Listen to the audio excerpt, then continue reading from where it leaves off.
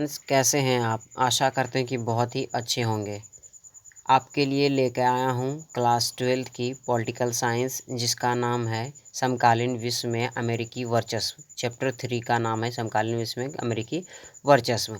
और उसके साथ साथ इसके एंड में हम एमसीक्यू क्वेश्चन को भी कवर करेंगे, ऑब्जेक्टिव टाइप क्वेश्चन को। तो चलिए स्टार्ट करते हैं। इस चैप्टर में जो हम मेनली पढ़ेंगे वो समरणीय बिंदु को पढ़ेंगे, यानी कि जो इंपॉर्टेंट फैक्ट सब होंगे उसी को हम कवर करेंगे। तो देखिए, शीत युद्ध का जैसे ही अंत हुआ, तो शीत युद्ध का अंत कब हुआ? 1991 में, दिसंबर 1991 में सोवियत संघ का जब विघटन हो गया, तो उसके बाद सिर्फ कौन महाशक्ति बचा? तो अमेरिका बचा। सिर्फ एक ही महाशक्ति यूएसए बचा।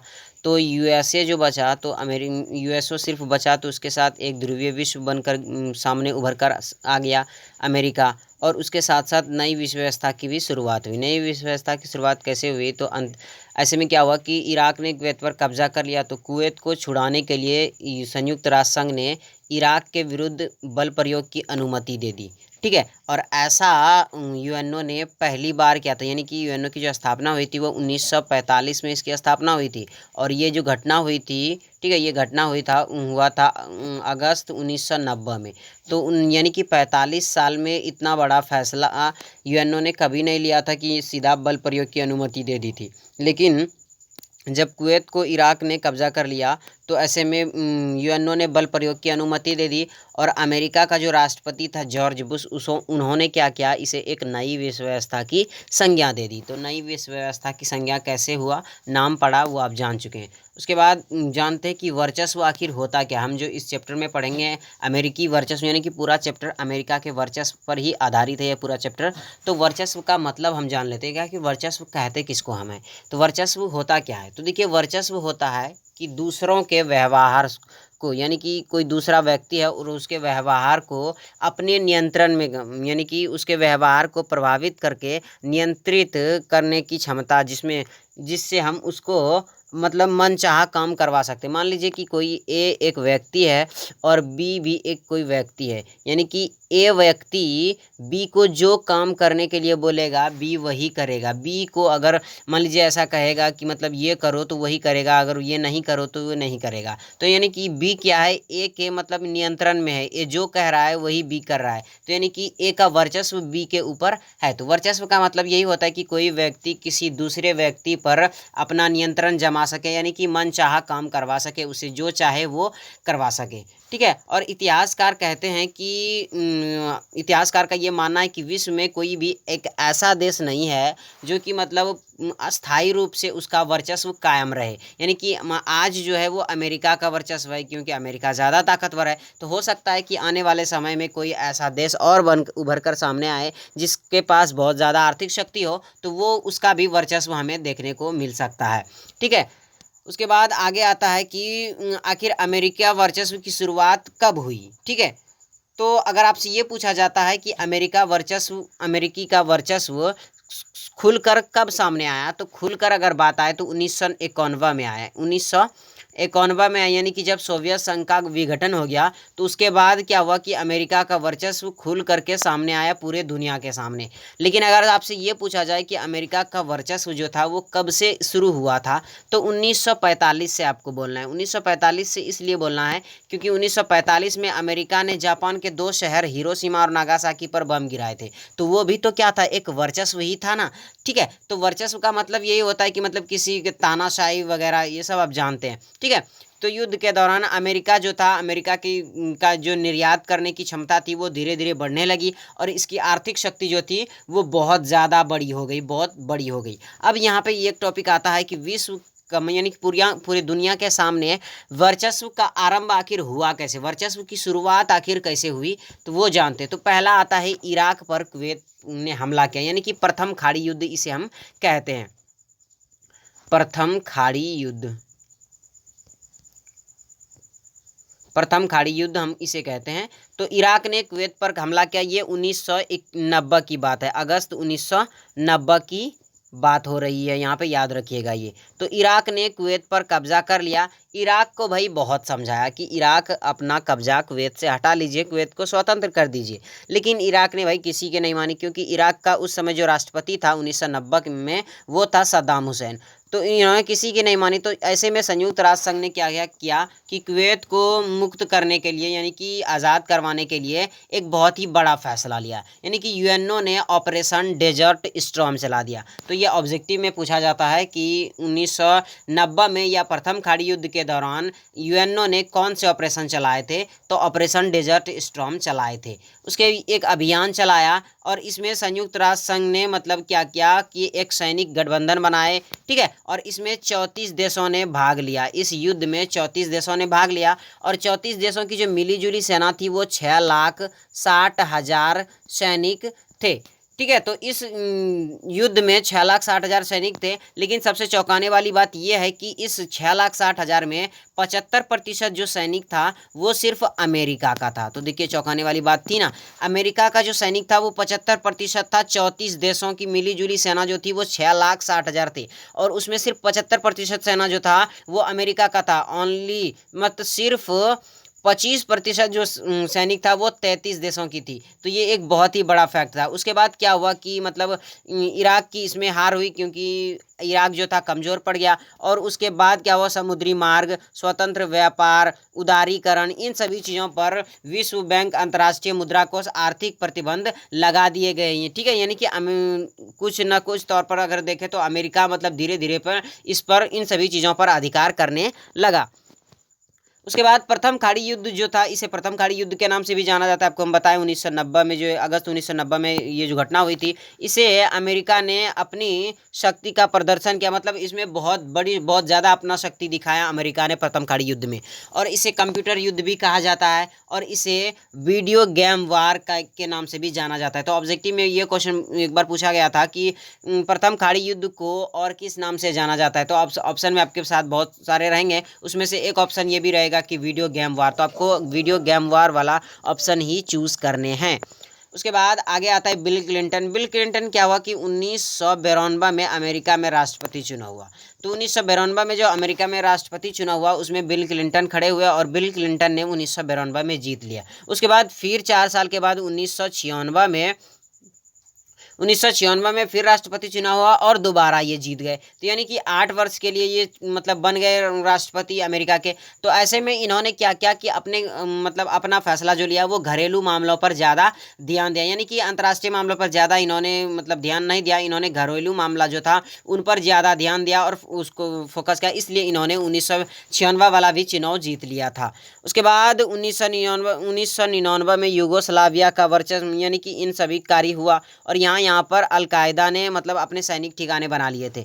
उसके बाद आगे यहाँ से आता है, ये इम्पोर्टेंट है, तो यहाँ से आप देखिए 1998 में नैरोबी, जो केन्या के नैरोबी है, दार एस सलाम तंजानिया में, उसके बाद अमेरिका ने अमेरिका के दूतावास पर यहाँ पर हमला कर दिया। यानी कि आतंकवादियों ने यहाँ अमेरिका के दूतावास पर हमला कर दिया, केन्या के नैरोबी में और दार एस सलाम तंजानिया में। इन दो जगह पर आतंकवादी संगठनों ने हमला कर दिया और इसका जो जिम्मा ठहराया गया वो अलकायदा को ठहराया। अलकायदा क्या है, एक आतंकवादी संगठन है, ठीक है। और इसके प्रतिशोध में अमेरिका ने क्या कहा, अमेरिकी के जो राष्ट्रपति थे उन्होंने क्या किया, ऑपरेशन इनफिनाइट रीच चला दी, ठीक है। तो ऑपरेशन इनफिनाइट रीच जो था वो 1998 से संबंधित है, ठीक है। तो आप ऑब्जेक्टिव में ऐसा क्वेश्चन पूछे जाते हैं। तो ऑपरेशन इनफिनाइट रीच चला दी, इसके अंतर्गत क्या हुआ था कि जो जहाँ पर अमेरिका को मतलब शक हुआ कि आतंकवादी संगठन यहाँ है, जैसे कि सूडान, अफगानिस्तान, अलकायदा का जहाँ भी ठिकाना था उन सभी जगहों पर इन्होंने क्रूज मिसाइलें उठाई और हमला कर दिया, ठीक है। लेकिन यहाँ पे मेन बात यह है, हमें अमेरिका का वर्चस्व यहाँ तक तो हमें नहीं दिखाई को मिला, क्योंकि अमेरिका ने मतलब क्या किया, अमेरिका के 2 जगह पर, एक केन्या के नैरोबी और दार एस सलाम तंजानिया पर हमला किया, तब अमेरिका ने हमला किया। लेकिन यहाँ पे आपको देखने को मिलेगा इसका वर्चस्व, इसकी जो मतलब इजाज़त थी वो यूएनओ ने नहीं दी थी। यूएनओ एक अंतर्राष्ट्रीय संगठन है, अगर आप कुछ भी करते हैं किसी अन्य देशों के साथ तो उसकी परमिशन लेनी पड़ती है यूएनओ से। तो अमेरिका ने यूएनओ की परमिशन नहीं ली और बिना सोचे मतलब किसी से बिना पूछे उन्होंने क्रूज मिसाइलें उठाई और उसको जहाँ पर शक था उन्होंने वहाँ पर अपना मतलब गुस्सा ठंडा कर दिया। ठीक है, तो ये था मतलब infinite reach, operation infinite reach की कहानी जो 1998 में घटी थी। उसके बाद 9/11 की घटना के ऊपर चर्चा करते हैं। तो 9/11 की घटना जो हुई थी वो हुई थी 11 सितंबर 2001 को। क्या हुआ कि 11 सितंबर 2001 को अरब देश के 19 अपहरणकर्ताओं ने अमेरिका के 4 जहाज़ों पर अपना कब्जा कर लिया। ठीक है, और इसको 4 जो जहाज़ थे वो किस कुछ इस प्रकार से मतलब इन चारों जहाज़ों को मतलब क्या किया, टकरा दिया। यानी कि वर्ल्ड ट्रेड सेंटर के उत्तरी टावर में पहला टावर टकरा दिया, जहाज टकरा दिया, और दूसरा जो था वर्ल्ड ट्रेड सेंटर के दक्षिणी टावर में। ठीक है, और कांग्रेस के मुख्य इमारतों से चौथा जहाज टकराना चाहता था, लेकिन वो क्या गलती से पेंसिल्वेनिया के खेत में गिर गया। तो इस तरह से ये चारों जहाज गिराए थे। और आतंकवादी संगठन था, इन्होंने मतलब इसका जिम्मा जो था फिर से अमेरिका ने आतंकवादी संगठन को ही चुना, और इसके अंतर्गत अमेरिका ने ऑपरेशन इंड्योरिंग फ्रीडम चलाया। तो ऑपरेशन इंड्योरिंग फ्रीडम जो है वो किस घटना से संबंधित है, अगर आपसे ऐसा पूछा जाता है तो आप बता दीजिएगा 9/11 की घटना से संबंधित है। तो आपसे ये आपको शायद ये समझ में नहीं आया होगा कि 9/11 इसे क्यों कहा जाता है, क्योंकि ये घटना जो हुआ था वो 11 सितंबर 2001 को हुआ था। तो आखिर इसे 9/11 की घटना कहा क्यों जाता है, तो चलिए इस डाउट को भी क्लियर कर लेते हैं। तो देखिए, भारत में जो तारीख लिखा जाता है, दिनांक जो लिखा जाता है वो लिखा जाता है पहले डेट, यानी पहले डे, उसके बाद मंथ, उसके बाद ईयर यानी कि साल, इस तरह से लिखा जाता है। लेकिन अगर अमेरिका की बात करें तो अमेरिका में पहले लिखा जाता है मंथ, उसके बाद डे, उसके बाद ईयर यानी साल, इस तरह से लिखा जाता है। तो देखिए, ये घटना जो हुआ था इन मतलब भारत के अकॉर्डिंग अगर देखें तो 11 सितंबर 2001 को हुआ था। तो सितंबर जो है वो कौन सा महीना है, 9वां महीना है। ठीक है, तो इसलिए 9 पहले मंथ को लिखते हैं वहाँ पे अमेरिका में, उसके बाद 11 तारीख, तो 11, तो 9/11 हो गया ना। तो इस तरह से अमेरिका में 9/11 लिखा जाता है, इसलिए इसे 11 सितंबर 2001 की घटना को 9/11 की घटना कहा जाता है। तो इसमें अमेरिका ने इन ऑपरेशन इंड्योरिंग फ्रीडम चला दिया। इसके तहत ऑपरेशन में अमेरिका के सभी देशों के विश्व में आतंकवादी संगठन जो था, मतलब जहाँ जहाँ पर इसको फिर से शक हुआ वहाँ वहाँ पर इन्होंने मतलब अपना गुस्सा ठंडा किया, उन सभी आतंकवादी संगठनों को मतलब ढेर कर दिया। और यहाँ तक कि मतलब उन सभी को आतंकवादी संगठनों के लोगों को पकड़ करके एक खुफिया जगह पर रखा, मतलब ऐसे जगह पर जिससे कि यूएनओ के अधिकारियों तक को मिलने की इजाज़त नहीं दी गई। ठीक है, योगदान करने को कहा गया। 9/11 की घटना से जाना जाता है, और यह घटना अमेरिकी शक्ति और इसे वर्चस्व को खुली चुनौती थी। मतलब ये पूरे अमेरिका के वर्चस्व को खुली चुनौती मानी जाती थी, क्योंकि इसमें 3000 लोग मारे गए थे अमेरिका के। तो इसलिए अमेरिका ज़्यादा इसमें मतलब बौखला गया था 9/11 की घटना से। इस ऑपरेशन में अमेरिका ने अलकायदा और अफगानिस्तान तालिबान को निशाना बनाया। 9/11 की घटना का प्रभाव अलकायदा के ओसामा बिन लादेन के द्वारा निर्देशित की थी। मतलब इस घटना में ओसामा बिन लादेन को ज़्यादा मतलब निर्देशित किया गया था। ठीक है, उसके बाद ये 9/11 घटना हमारा खत्म होता है। उसके बाद आगे आता है 19 मार्च 2003 को एक नई घटना हुई। वो क्या हुआ कि 19 मार्च 2003 में इराक पर आक्रमण कर दिया। ठीक है, मतलब ऐसे ही अमेरिका ने मन चाहा और इराक पर आक्रमण कर दिया, कुछ गलती वगैरह वगैरह थी नहीं। लेकिन आप जानते हैं आखिर आक्रमण क्यों किया। तो 19 मार्च 2003 को इराक ने आक्रमण कर दिया। तो ऐसे में यूएनओ ने इसकी अनुमति नहीं दी थी। ठीक है, तो अब जब आक्रमण कर दिया तो सुरक्षा परिषद के अस्थायी सदस्य जो हैं, आपको छठा चैप्टर में बताएंगे कि सुरक्षा परिषद क्या होता है यूएनओ का। उसके अस्थायी सदस्य जो हैं वो फ्रांस, रूस, चीन। ठीक है, फ्रांस, रूस, चीन और अमेरिका, ये पांचों अस्थायी सदस्य हैं। तो इन्होंने इसकी आलोचना की, मतलब 4 तो थे, 5 तो थे, लेकिन आलोचना जो तो किया वो क्या, फ्रांस, रूस और चीन, इन तीनों ने इसकी आलोचना की। इसकी आलोचना ये की कि आखिर इराक पर आपने हमला क्यों किया, इराक तो अभी कुछ कर नहीं रहा था, इराक को आखिर इस तरह से हमला करने का क्या उद्देश्य है।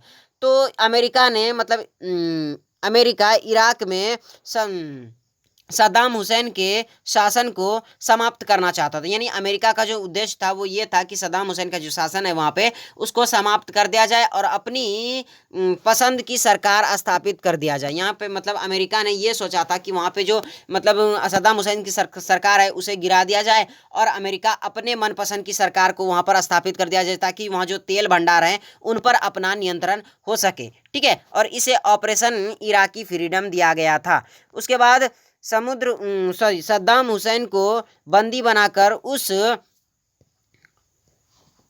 मतलब सद्दाम हुसैन को बंदी बना लिया गया और उसके बाद इस पर मुकदमा चला गया। उसके बाद दिसंबर 2006 में इसे फांसी दे दी गई, क्योंकि आपने ये दिसंबर 2006 के बारे में, घटना के बारे में पढ़ चुका है, पहले जान चुके हैं। ठीक है, तो अमेरिका का एकमात्र मतलब अमेरिका ने क्या किया, ऐसे ही मतलब क्या किया, उस पर आरोप लगा दिए। मतलब ऐसा जब 3 देशों ने इस पर आरोप लगाया कि अमेरिका को ऐसा नहीं करना चाहिए, तो ऐसे में अमेरिका ने क्या अपने पक्ष में जवाब दिया, वो ये दिया कि हम मतलब हमें ये सूचना मिली थी कि इराक क्या कर रहा है, एक बहुत ही खतरनाक हथियार बना रहा है जिससे कि पूरे दुनिया को मतलब खतरा है। ठीक है, तो अमेरिका का मात्र महाशक्ति के रूप में है जिसमें राजनीतिक एक इच्छानुसार चलाता है। मतलब अमेरिका सिर्फ एक ऐसा महाशक्ति है जो कि अपनी राजनीति अपने इच्छा के अनुसार चलाता है। यानी कि प्रयास अपना जो शक्ति है वो अपने लिए मतलब उपयोग करता है, किसी और के लिए नहीं। अपना तानाशाही दिखाने के लिए अमेरिका प्रयोग करता है अपनी शक्ति को। उसके बाद अमेरिकी शक्ति के रास्ते में अवरोध, यानी कि अमेरिका जो शक्ति है उसके सामने अवरोध कौन कौन से आते हैं। तो अमेरिकी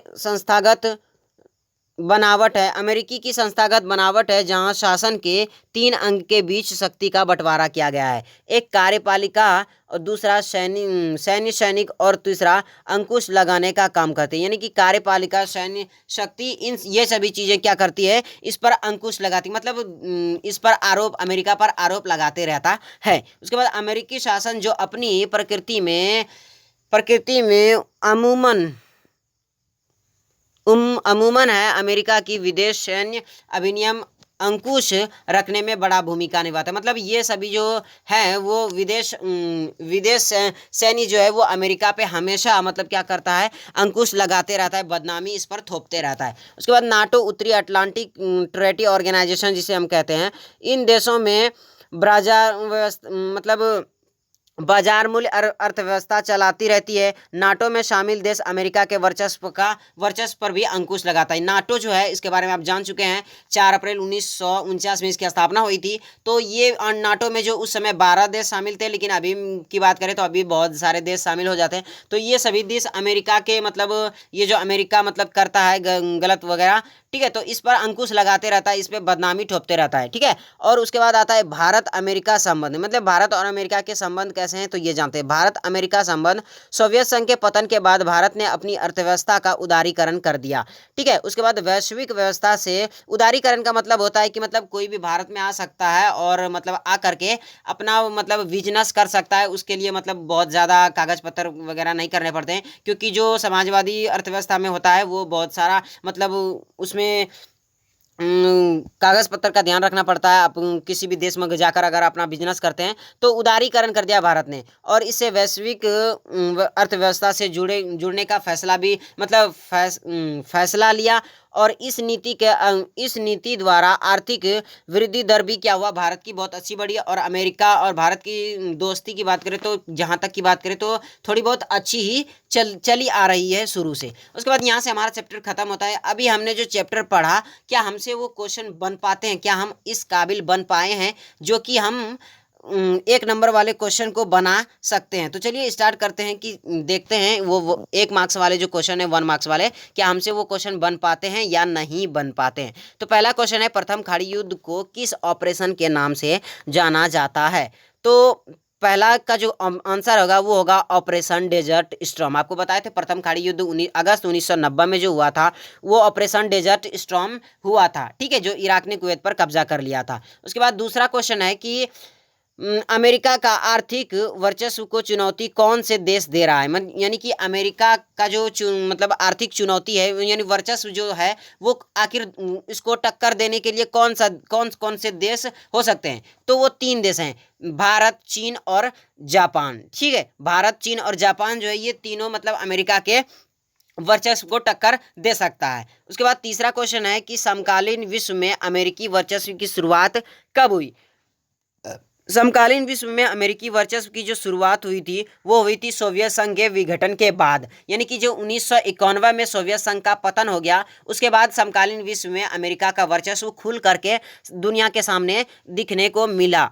उसके बाद चौथा क्वेश्चन है कि प्रथम खाड़ी युद्ध किन किन देशों के बीच लड़ा गया था, यानी कि प्रथम खाड़ी जो युद्ध हुआ था वो आखिर किस किस देशों के बीच लड़ा गया था। तो प्रथम खाड़ी युद्ध जो लड़ा गया था वो इराक था और उसके विरुद्ध जो था वो लगभग उपदेशों थे, यानी कि जो 34 देशें थी उन सभी देशों के बीच ये युद्ध लड़ा गया था। संयुक्त राष्ट्र संघ के नेतृत्व में ये युद्ध लड़ा गया था। उसके बाद पांचवा क्वेश्चन है कि कौन सा युद्ध वीडियो गेम वार के नाम से भी जाना जाता है या युद्ध वीडियो गेम बन गया था। तो प्रथम खाड़ी युद्ध जो था इसे ही वीडियो गेम वार या कंप्यूटर युद्ध भी कहा जाता है। उसके बाद छठा क्वेश्चन है कि राष्ट्रपति बिल क्लिंटन के समय कौन सा ऑपरेशन चलाया गया था। तो राष्ट्रपति बिल क्लिंटन जो था उन्होंने ऑपरेशन इनफेनाइट रीच चलाई थी। ठीक है, इनफेनाइट रीच चलाई थी ऑपरेशन, किसने? तो बिल क्लिंटन ने। उसके बाद क्वेश्चन नंबर 7 है कि आतंकवाद के खिलाफ